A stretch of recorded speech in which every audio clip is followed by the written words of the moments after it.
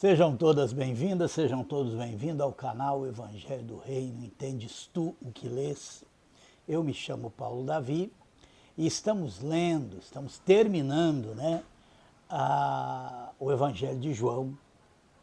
Chegamos aqui até metade do capítulo 19. Então estamos olhando aqui o capítulo 18, 19, 20 e 21 e estamos chamando a atenção aqui nessa leitura diversos personagens que são citados aqui e como esses personagens revelam para nós o conteúdo do nosso próprio coração. E esse é o propósito de serem citados esses diversos personagens. Nós começamos aqui com Judas, discípulo que andou com Jesus e o vendeu, porque nunca entendeu o Evangelho, porque sempre viu em Jesus uma possibilidade de ter poder e riqueza. E mesmo andando com Jesus, vendo seus milagres, ouvindo seus ensinos, no coração dele havia um desejo, poder e riqueza. E é isso que acontece com pessoas que quando vêm para a fé cristã, não se arrependem, ou seja, não deixam que Deus trabalhe no coração delas. Eles continuam com esses objetivos, só que dentro da fé cristã. Então Deus vai se tornar um meio de poder e riqueza para eles. Nós vimos também a atitude do sumo sacerdote, dos líderes religiosos, de como eles viam em Jesus uma ameaça à sua posição de comando, de liderança. E essa é a grande razão da atitude que os sacerdotes e também os líderes das sinagogas tinham em relação a Jesus. Jesus ameaçava. Ou seja, Jesus é o bom pastor. E ele ameaçava os falsos pastores, aqueles que querem arrebanhar as pessoas em torno deles. Então, por isso eles vão condenar Jesus. Mas presta bem atenção. Eles são hipócritas, porque segundo eles, não era lícito eles matarem ninguém. Então eles vão entregar Jesus ao poder político. E aí chegamos a Pilatos, um homem que mesmo vendo que Jesus não era passível de ser condenado à morte, acabou cedendo à pressão da religião. A gente sabe que o poder político sempre usou da religião, desde a Torre de Babel. A cidade de Babel, de Babilônia, e a Torre de Babel, que aparece lá no início, no livro de Gênesis, mostra essa aliança entre o poder religioso e o poder político. Então, o Estado romano se servia de uma religião que tinha um acordo com eles. Os líderes da sinagoga controlavam o povo que ali frequentava e os sacerdotes no templo também tinham domínio. Quando Jesus aparece como verdadeiro pastor, aquele que quer nos libertar do domínio dos homens, ele passa a ser visto como uma ameaça. Então vamos continuar aqui, a partir do verso 17, e vamos ver outros personagens que vão aparecendo. João 19, 17. Havendo ele, e levando ele às costas a sua cruz, saiu para o lugar chamado Caveira, que em hebraico se chama Gólgota, onde o crucificaram e com ele outros dois, um de cada lado e Jesus no meio. E Pilatos escreveu também um título e pô-lo em cima da cruz, e nele estava escrito Jesus Nazareno, Rei dos Judeus. E muitos dos judeus leram esse título porque o lugar onde Jesus estava crucificado era próximo à cidade. Estava escrito em hebraico, grego e latim. Diziam, pois, os principais sacerdotes dos judeus a Pilatos: não escrevas o Rei dos Judeus, mas ele disse, sou o Rei dos Judeus. Respondeu Pilatos, o que escrevi, escrevi. Tendo, pois, os soldados crucificado a Jesus, tomaram as suas vestes e fizeram 4 partes. para cada soldado uma parte também a túnica. A túnica, porém, tecida toda de alto a baixo, não tinha costura. Disseram, pois, uns aos outros, não a rasguemos, mas lancemos sorte sobre ela, para ver de quem será, para que se cumprisse a escritura que diz, repartiram entre si as minhas vestes, e sobre a minha vestidura lançaram sorte. Soldados, pois, fizeram essas coisas, e junto à cruz de Jesus estava sua mãe, e a irmã de sua mãe, Maria, mulher de Clopas, e Maria Madalena. Ora, Jesus, vendo ali a sua mãe, e que o discípulo a quem ele amava estava presente, disse à sua mãe, mulher, eis aí o teu filho. Depois disse ao discípulo, eis aí a tua mãe. E desde aquela hora o discípulo a recebeu em sua casa. Verso 28. Depois, sabendo Jesus que já todas as coisas estavam terminadas, para que a escritura se cumprisse, disse, tenho sede. Estava, pois, ali um vaso cheio de vinagre, encheram de vinagre uma esponja, e pondo-a no ensopo, lhe achegaram a boca. E quando Jesus tomou o vinagre, disse, está consumado. Inclinando-se a cabeça, entregou o Espírito. Os judeus, pois, para que no sábado não ficassem os corpos da cruz, visto que era a preparação, pois era grande o dia de sábado, rogaram a Pilatos que se lhes quebrassem as pernas e fossem tirados. Foram, pois, os soldados e, na verdade, quebraram as pernas ao primeiro e ao outro que com ele fora crucificado. Mas vindo a Jesus e vendo já morto, não lhe quebraram as pernas. Contudo, um dos soldados lhe furou ao lado com uma lança, e logo saiu sangue e água. E aquele que o viu testificou, e o seu testemunho é verdadeiro, e sabe que é verdade o que diz, para que também vós o creiais. Porque isso aconteceu para que se cumprisse a Escritura, que diz, nenhum dos seus ossos será quebrado.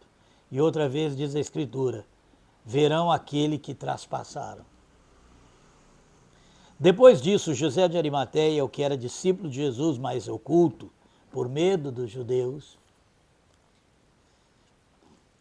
negou a Pilatos que lhe permitisse tirar o corpo de Jesus. E Pilatos lhe permitiu, e foi e tirou o corpo de Jesus. E foi também Nicodemos, aquele que anteriormente se dirigira de noite a Jesus, levando quase 100 arretéis de um composto de mirra e aloés. Tomaram, pois, o corpo de Jesus e envolveram em lenços, com especiarias, como os judeus costumam fazer na preparação para o sepulcro. E havia um horto naquele lugar onde fora crucificado, e no horto um sepulcro novo, em que ainda ninguém havia sido posto.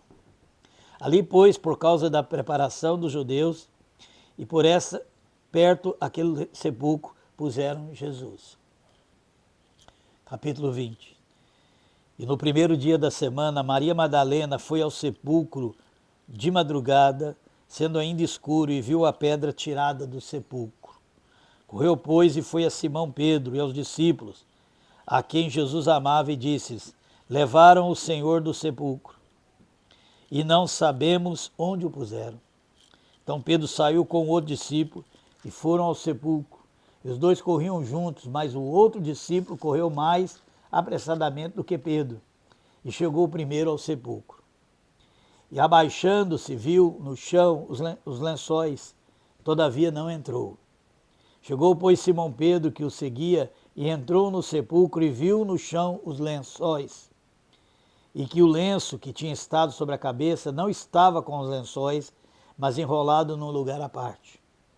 Então entrou também o outro discípulo, que chegara primeiro ao sepulcro, e viu e creu. Porque ainda não sabiam a Escritura, que era necessário que ressuscitasse dentre os mortos. Tornaram, pois, os discípulos para casa. E Maria estava chorando fora, junto ao sepulcro. Estando ela, pois, chorando, abaixou-se para o sepulcro, e viu 2 anjos vestidos de branco, assentados onde jazia o corpo de Jesus, um à cabeceira e o outro aos pés. E disseram-lhe eles, mulher, por que choras?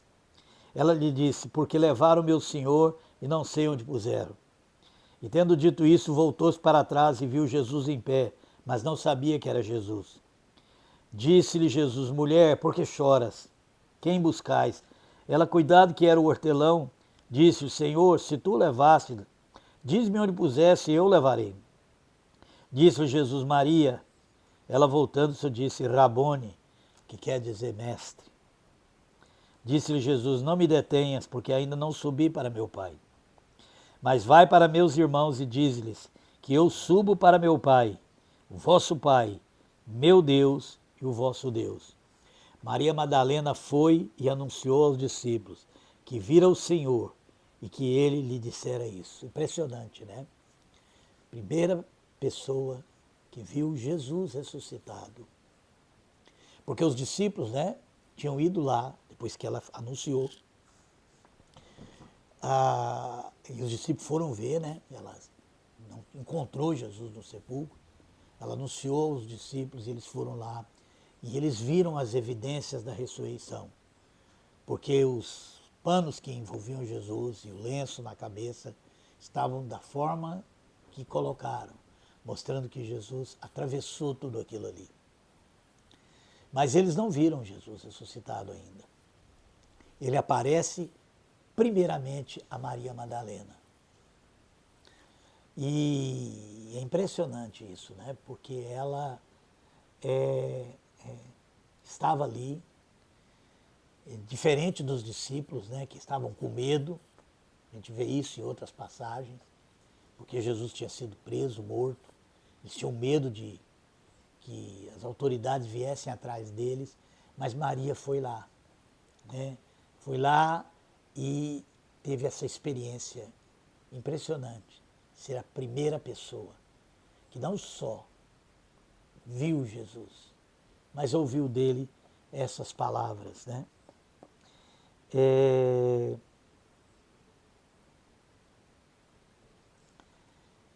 Verso 19. Jesus, pois, à tarde daquele dia, o primeiro da semana, e cerradas as portas onde os discípulos, com medo dos judeus, se tinham ajuntado, chegou Jesus e pôs-se no meio e disse-lhe: paz seja convosco. E dizendo isso, mostrou-lhes as suas mãos e o lado, de sorte que os discípulos se alegraram, vendo o Senhor. Disse-lhe, pois, Jesus outra vez: paz seja convosco. Assim como o Pai me enviou, também eu vos envio a vós. E havendo dito isso, assoprou sobre eles e disse-lhe: recebei o Espírito Santo. Esse é o único evangelho que narra esse evento aqui, de Jesus soprando sobre os discípulos e eles recebendo o Espírito Santo. É interessante, né? Que essa é uma das passagens que mostra que existe uma diferença, que é receber o Espírito Santo e de ser batizado com o Espírito Santo. E essa é uma das passagens que mostram isso, né? Porque nós sabemos que o batismo com o Espírito Santo foi no dia do Pentecostes. E aqui mostra que Jesus, né, ele disse para Maria Madalena: não me detenhas, porque eu ainda não subi para meu Pai. E nós sabemos que ele subiu ao Pai e foi glorificado. Então, quando Jesus apareceu aqui para os discípulos, e ele atravessa as portas, né, ele já não é mais apenas um homem, mas ele é um homem glorificado. Por isso ele pode dar do seu Espírito. Nós já falamos sobre isso. O Filho saiu do Pai e o Espírito Santo sai do Filho, que saiu do Pai. E essa passagem aqui diz que Jesus disse: recebei o Espírito Santo, e soprou sobre os discípulos. E isso é muito significativo. E havendo dito isso, assoprou sobre ele e disse: recebei o Espírito Santo. Aquele a quem perdoardes os pecados, lhes são perdoados. E aquele a quem os retiverdes, lhes serão retidos. Ora, Tomé, um dos 12, chamado Dídimo, não estava com eles quando Jesus veio. Disseram-lhe, pois, os outros discípulos: vimos o Senhor. Mas ele disse: se eu não vir o sinal dos cravos em suas mãos, e não puser o dedo no lugar dos cravos, e não puser a mão ao seu lado, de maneira nenhuma crerei. E 8 dias depois estavam outra vez os seus discípulos dentro e com eles Tomé. Chegou Jesus estando as portas fechadas e apresentou-se no meio e disse: paz seja convosco. Depois disse a Tomé: põe aqui o teu dedo e vê as minhas mãos. Chega a tua mão e põe no meu lado, e não seja incrédulo, mas crente. E Tomé respondeu e disse: Senhor meu e Deus meu. Essa é uma declaração importante, porque agora Jesus não era apenas um homem que morreu e ressuscitou, mas era um homem revestido da glória de Deus. E aqui Tomé reconhece isso. Senhor meu e Deus meu. Mas olha o que Jesus vai dizer para ele. Disse Jesus: porque me viste, Tomé, creste, bem-aventurados os que não viram e creram.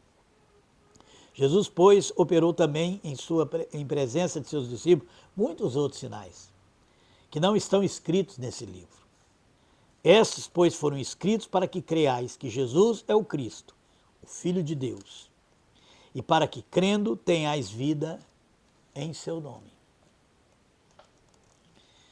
Depois disso, manifestou-se Jesus outra vez aos discípulos junto ao mar de Tiberíades, e manifestou-se assim.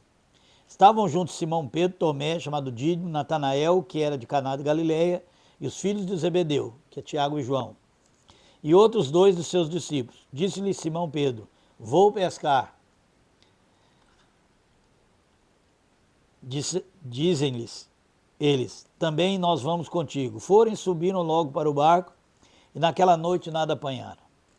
E sendo já manhã, Jesus se apresentou na praia, mas os discípulos não conheceram que era Jesus.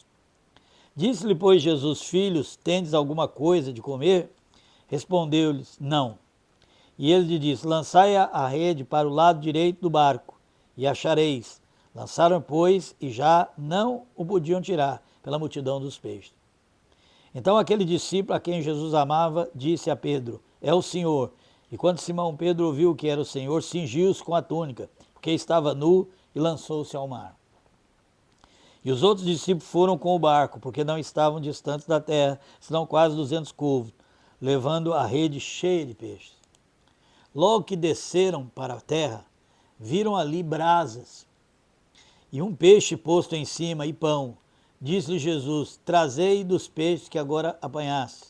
Simão Pedro subiu e puxou a rede para a terra, cheio de 153 grandes peixes, e sendo tantos não se rompeu a rede. Disse-lhe Jesus: vinde, comei. E nenhum dos discípulos ousava perguntar: quem és tu, sabendo que era o Senhor. Chegou, pois, Jesus e tomou o pão e deu-lhes semelhantemente o peixe. E já era a terceira vez que Jesus se manifestava aos seus discípulos, depois de ter ressuscitado dentre os mortos. E depois de terem jantado, disse Jesus a Simão: Simão, filho de Jonas, amas-me mais do que estes? E ele respondeu: sim, Senhor, tu sabes que te amo. Disse: apacenta os meus cordeiros. Presta bem atenção nisso aqui. Tornando a dizer segunda vez: Simão, filho de Jonas, amas-me? Disse: sim, Senhor, tu sabes que te amo. Disse: apacenta as minhas ovelhas. Disse-lhe terceira vez: Simão, filho de Jonas, amas-me? Simão entristeceu-se por lhe ter dito terceira vez: amas-me? E disse: Senhor, tu sabes tudo, tu sabes que eu te amo. Jesus disse: apacenta as minhas ovelhas. Na verdade te digo, que quando eras mais moço te cingia a ti mesmo e andavas por onde querias. Mas quando já fores velho, estenderás tuas mãos, e outro te cingirás, e te levará para onde não queiras. E disse isso, significando com que morte havia ele de glorificar a Deus. E dito isso, disse-lhe: segue-me. E Pedro, voltando-se, viu que o seguia aquele discípulo a quem Jesus amava, e que na ceia se recostava sobre o seu peito e dissera: Senhor, quem é que te há de trair? Vendo Pedro a esse, disse a Jesus: Senhor, e deste que será? Disse-lhe Jesus: se eu quero que ele fique até que eu venha, que te importa a ti? Segue-me tu. Divulgou-os, pois, entre os irmãos esse dito, que aquele discípulo não havia de morrer. Jesus, porém, não lhe disse que não morreria, mas, se eu quero que ele fique até que venha, que te importa a ti? Esse é o discípulo que testifica dessas coisas, e as escreveu. E sabemos que o seu testemunho é verdadeiro. Há, porém, ainda muitas outras coisas que Jesus fez, e se cada uma das coisas fosse escrita, cuido que nem ainda o mundo todo poderia conter os livros que se escrevessem. Amém. Impressionante. Esse evangelho termina, né, depois que Jesus ressuscita e aparece a Maria Madalena, a uma mulher, uma discípula verdadeira, né? Enquanto que os outros estavam com medo, ela foi lá levar os incensos que era costume de levar. E ela teve essa experiência de ter visto Jesus. Foi a primeira a ver Jesus ressuscitado. E anunciou isso aos apóstolos. Jesus vai aparecer uma segunda vez. Ele vai aparecer uma terceira vez para Tomé, porque Tomé não estava. E agora ele vai aparecer novamente aos seus discípulos, né, que estavam pescando. E no final ele faz 3 perguntas a Pedro, que muitos veem aí uma relação, pelo fato de que Pedro havia negado Jesus 3 vezes. E nas seguintes circunstâncias, né? Quando Jesus disse que ele seria preso, seria morto, ele disse, olha, vocês vão se escandalizar e vocês vão me deixar só. E Pedro disse, olha, ainda que esse te deixe, eu jamais te deixarei. E foi quando Jesus disse, olha Pedro, antes que o galo cante, ou seja, antes de amanhecer o dia, você terá me negado 3 vezes. E ali, quando isso acontece, Pedro tem um encontro com ele mesmo, né? E é muito importante que isso aconteça conosco. A nossa fé não deve estar na nossa fé. A nossa fé deve estar em Cristo. Muitas pessoas têm fé na fé deles. Têm fé na oração deles. Têm fé na justiça deles. E não é essa fé que salva. Muito pelo contrário, né? Pedro ainda estava cheio de ego. Ele ainda se achava melhor do que todo mundo. Ele ainda se achava o discípulo. E precisou acontecer isso com Pedro. E agora Pedro é um homem aquebrantado, né? E Jesus então pergunta 3 vezes, Pedro, tu me amas? E todas as vezes que ele pergunta, ele usa a palavra, no original, Jesus usa a palavra ágape, que é aquela palavra de amor incondicional. E Pedro sempre responde com a palavra amor, amor filéu, amor de amizade. E por 3 vezes Jesus pergunta. E Pedro agora ele não é mais um homem exaltado, não é um homem que se acha, ele não é um homem que se sente melhor do que os outros. E ele humildemente diz, Senhor, tu sabes que eu te amo. Então Jesus diz a ele, primeiro, apacenta os meus cordeiros. Depois, por 2 vezes, apacenta as minhas ovelhas. Essa é a condição necessária para servir as pessoas. Amor a Jesus. Porque se nós amamos a Jesus, nós amamos as pessoas por quem ele morreu. E a religião não dá conta de fazer isso. A religião só consegue amar as pessoas da própria religião. E mesmo que elas se interessem pelos de fora, é para trazer para a religião. E se alguém deixar a religião, é esquecido. É deixado de lado. Porque a religião humana é assim. Mas o evangelho não é assim. Pedro agora é um homem aquebrantado, é um homem que já sabe que, já que não põe mais a fé dele nele mesmo. E agora, por isso que a gente tem lá em 1 Coríntios, sobre fé, esperança e o amor, e diz que o amor é maior do que tudo.